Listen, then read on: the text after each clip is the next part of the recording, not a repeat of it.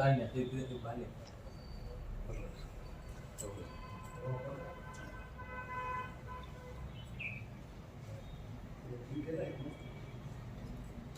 आप जो अवार्ड से जो नवाजा गया है, हम तो इस काबिल नहीं थे कि इतना बड़ा अवार्ड हमारे लिए इंतखाब करेंगे।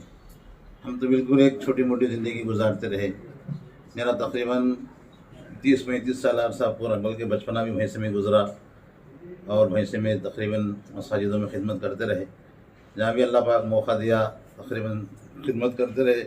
ऐसे अल्लाह पाक ने 25-30 साल अल्लाह के घरों की खिदमत हमसे अल्लाह ने लिया है।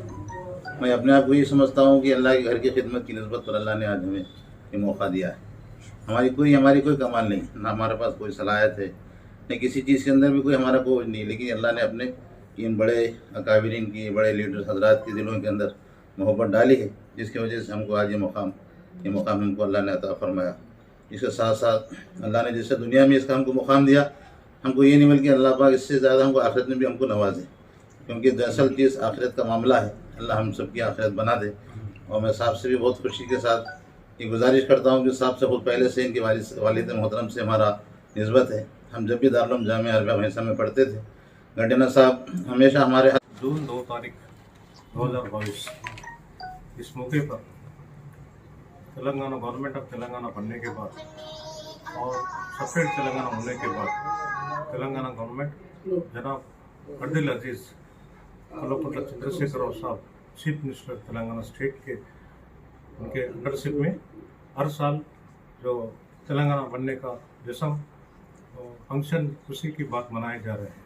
इस मौके पर तेलंगाना गवर्नमेंट केसीआर साहब ने डिसाइड किया कि हर साल हर फील्ड में, डेवलपमेंट फील्ड में, डिपार्टमेंट्स में और रिलीजियस फील्ड में भी, मजहब फील्ड में भी जो भी अच्छा खिदमत कर रहे हैं, तालुका लेवल पे होंगे, जिला लेवल पे होंगे, उनको वेलकम किया जाए और स्वागत किया जाए और इस मौके पर उनको अवार्ड भी दिया जाए करके डिसीजन हुआ।